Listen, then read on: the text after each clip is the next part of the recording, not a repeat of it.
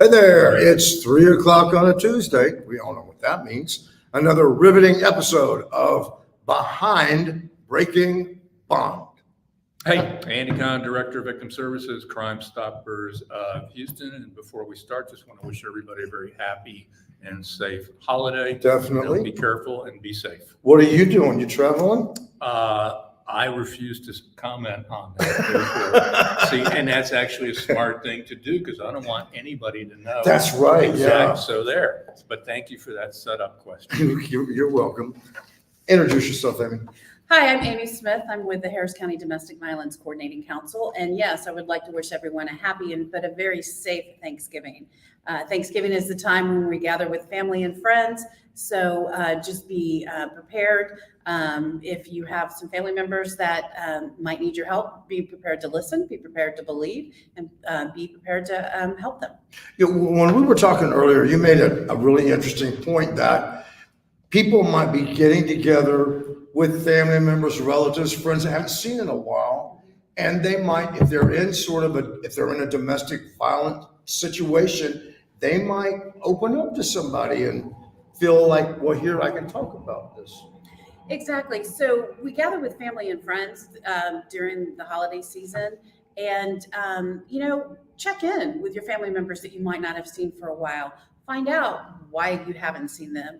One of the things that abusers are notorious for doing is for isolating their victims.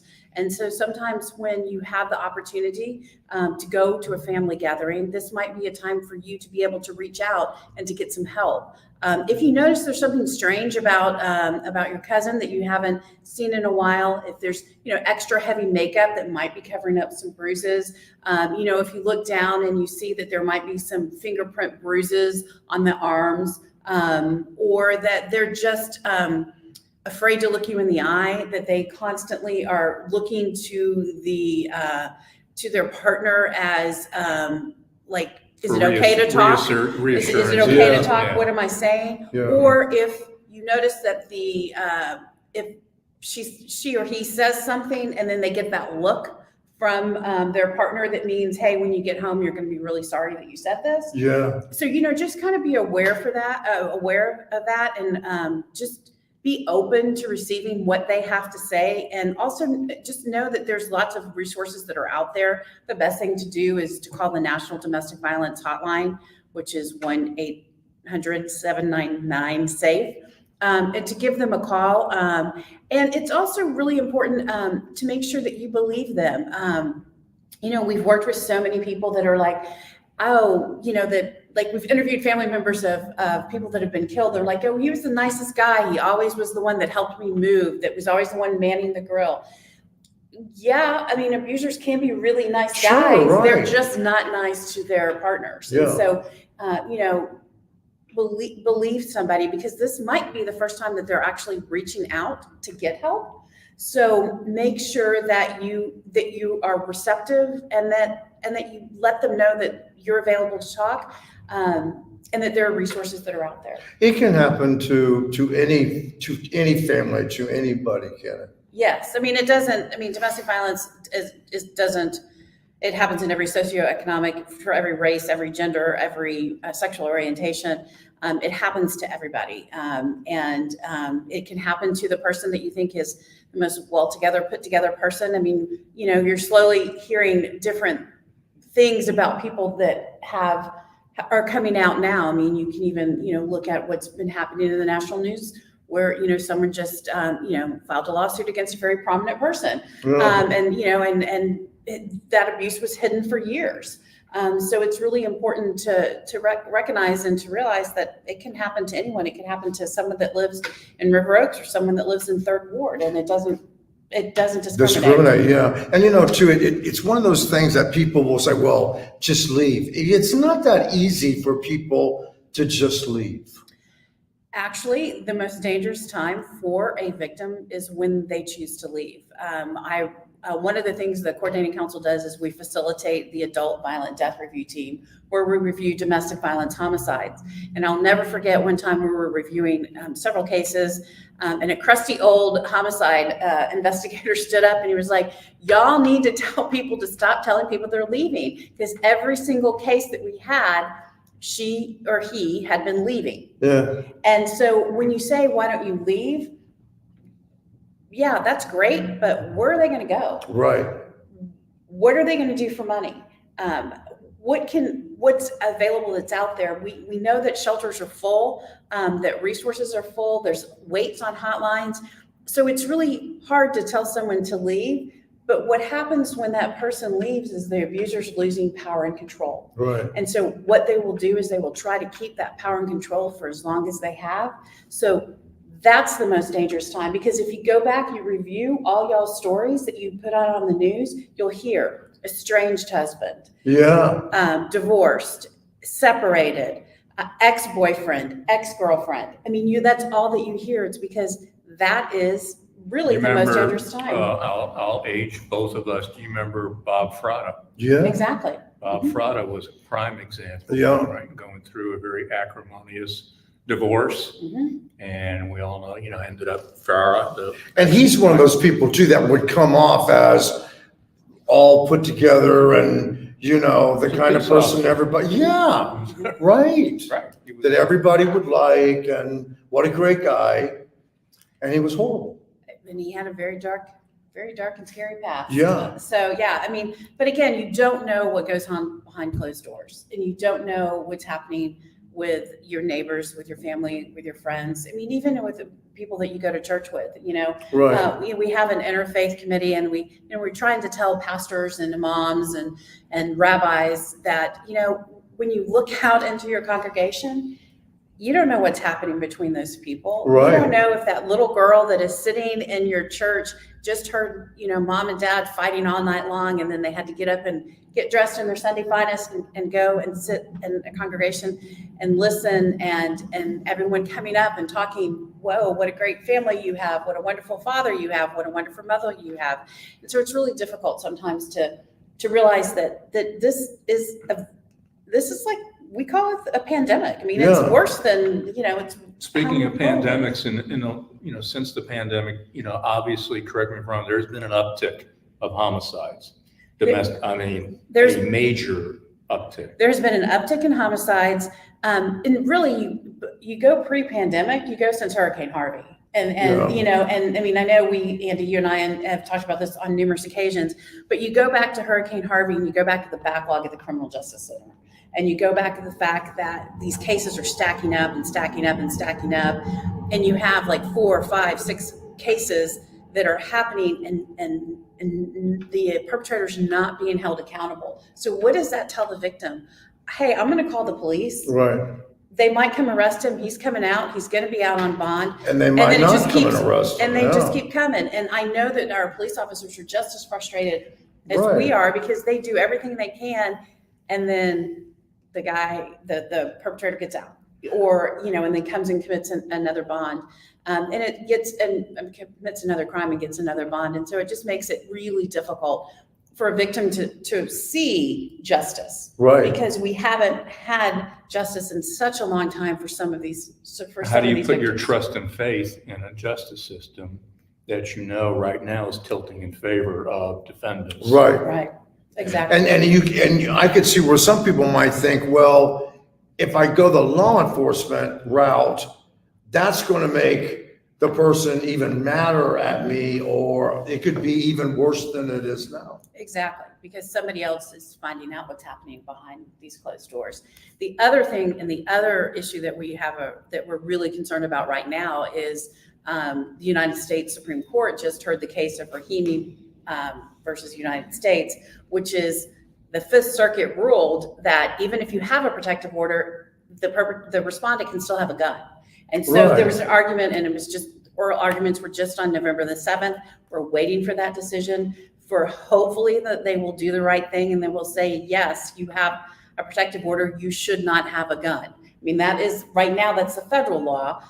We have several laws in Texas that prevent someone that's been convicted a family violence from having a gun, someone that's been convicted of a felony from having a gun. But our protective order statute is based on the federal statute, so that's what we're really concerned about. When do you expect a decision coming down on that? So what are guess is good line. what are the ramifications if they rule that a perpetrator who's got a protective order is still allowed to have a firearm? What would you? I would say there's going to be a lot of people that are, why do I even need a protective order? Right. How is this going to protect me? Yeah. It's going to allow folks that should not have guns to have guns. And it's going to be catastrophic. Yeah. It really is. It's never good when people that shouldn't have guns get guns. Right. You just know it's not going to end well. And I am not for any means, advocating do away with guns, Right, gun no. ownership or anything like that. No, there are people that should not have guns. And what we do know is that if there is a gun that's involved in a domestic violence situation, it has a higher chance of being lethal. How easy is it just to go and get your gun and you're mad at someone? Yeah. Even if you talk about suicides and things like that, being able to not have access to a gun, being able to place that gun someplace that is safe is great. Now, right now in Harris County, if you have a protective order, we have a gun surrender program through the Harris County Sheriff's Office that you can go surrender your gun. Right now, nobody's using it because we don't know what's going to happen. Right. There's a few cases that were brought to my attention in a few months, and I'll just run this by you. So we had someone that was charged with a family violence assault, and then he gets out on bond, and he, I guess what you would call revenge porn, posted pictures of his estranged partner on social media, not in a very flattering way. And, of course, the partner finds out about it, reports it to the district attorney's office. There's a motion to revoke his bond, but they allowed him to remain on bond. And again, put a no contact order.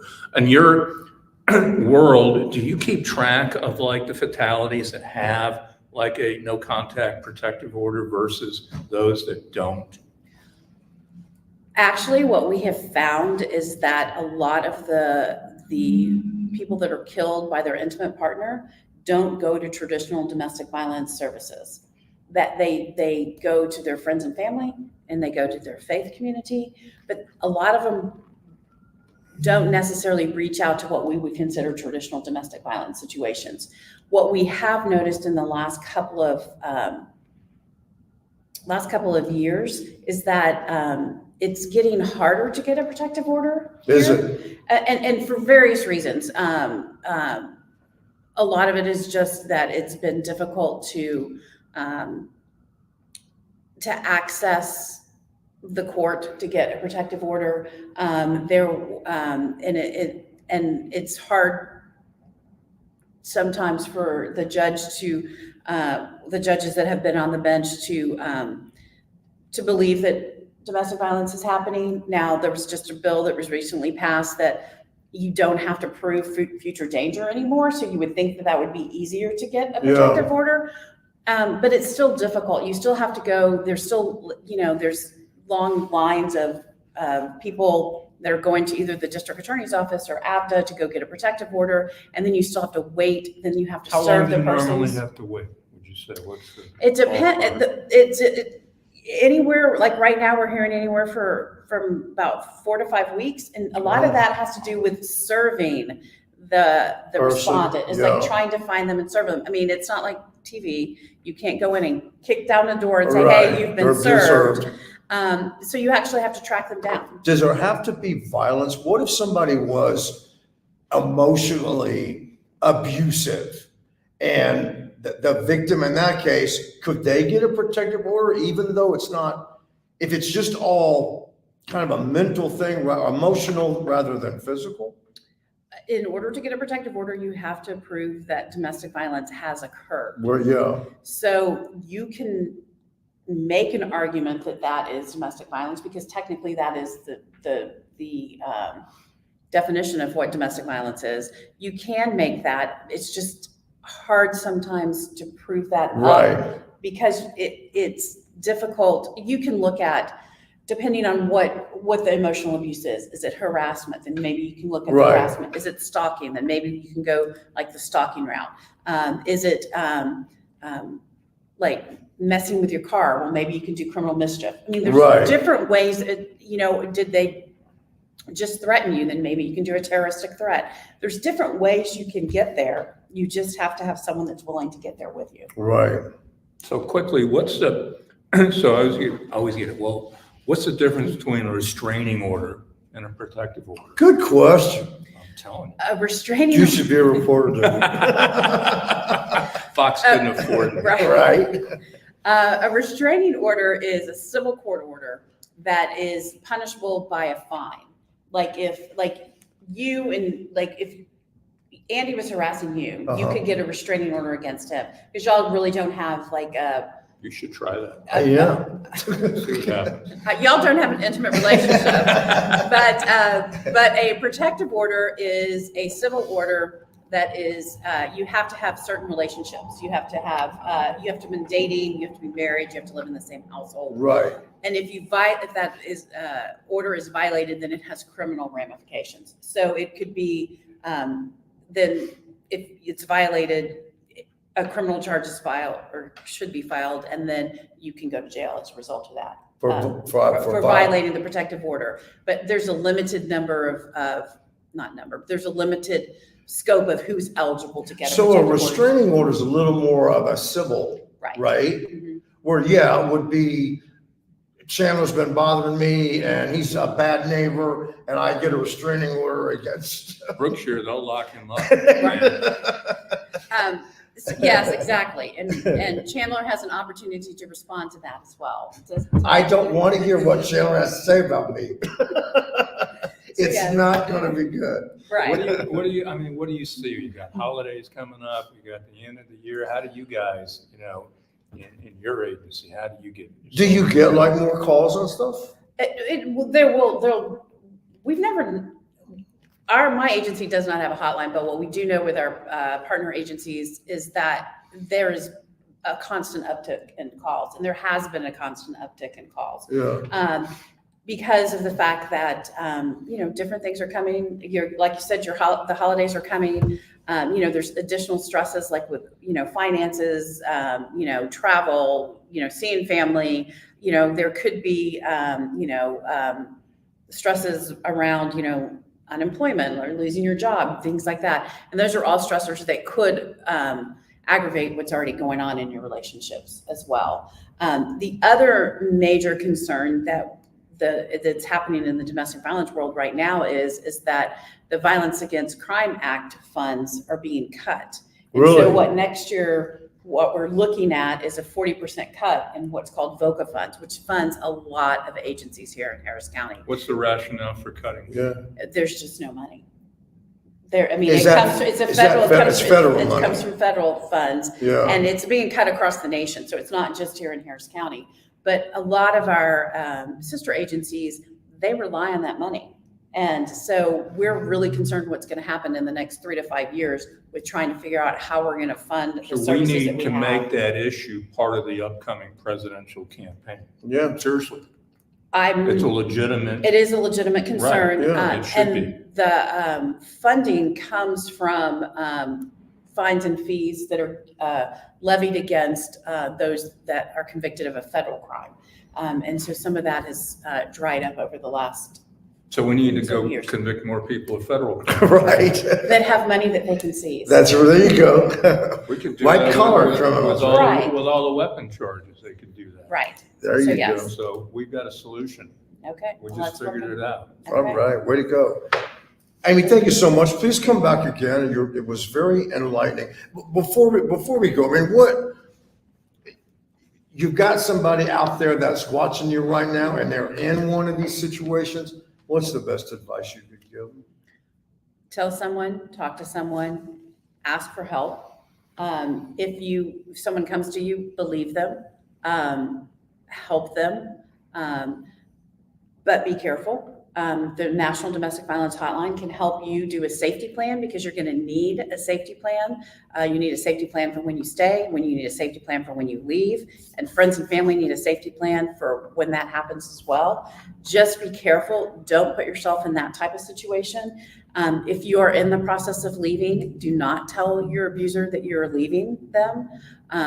If a friend is coming to pick you up, make sure that the offender is not there, or meet at a safe location so that there are people that are around. Know where your fire stations are, know where your police stations are. Go someplace where there's going to be a lot of people. Yeah, you almost, it's one of those things that you just kind of have to really think about kind of every move before you do it, right? And as you said, it's the most dangerous time for anybody to leave their abuser. Right. And ideally, before my lifetime is over, I would like the question to be reversed, not to why doesn't she leave, but why do they abuse? Yeah. Why are we victim blaming? We don't ever blame the victim on any other case. That's a great point. We don't ever say to a robbery victim, why were you robbed? Yeah. We don't ever say to somebody who was hit by a DWI, why were you driving at midnight? You were perfectly sober. Why were you out there? So we always are blaming the victim in a domestic violence case, and it's the only case where a victim gets blamed.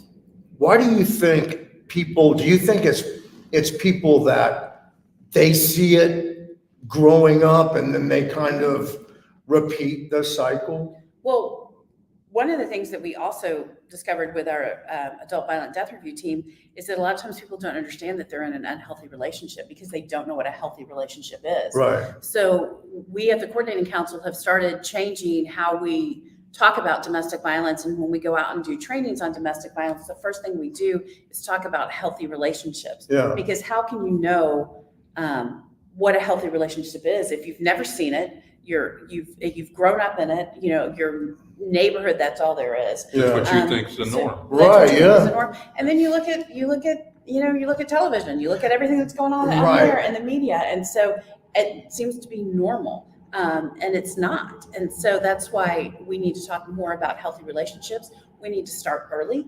Yeah. We need to start, as soon as at a child's birth, to talk about how to have a healthy relationship, to talk about consent, to talk about, what that means and what that looks like. And even in, like my nephew was 4 and he was talking to me about how his friend Abigail, wanted to come up and give him a hug. And I said, well, did she ask you if she could give you a hug? And he said, no. And I said, well, you need to know, you need to ask. Yeah. I mean, even at 4, you need to know. It's okay to say no if something makes you uncomfortable. Do not make your kids hug people they don't want to hug. Do not make your children be nice to someone that they don't feel comfortable with. The creepy guy that used to sit at the park bench, again, aging us, is now on the internet. Right, yeah. And sure. is now has access to your kids. Monitor your kids, see what they're doing, look at their computer usage, figure out what's happening, but don't ever make your children do something that makes them uncomfortable. I'm not saying let them do whatever they want. Right. But if someone comes up to you, don't say, go hug Uncle Harry. Yeah. I mean, If it makes you comfortable, you don't have to do that. Exactly. And as a society too, we kind of push this fairy tale kind of a thing on everybody. And it's like there are people out there, well, I'll find somebody that's going to make me happy.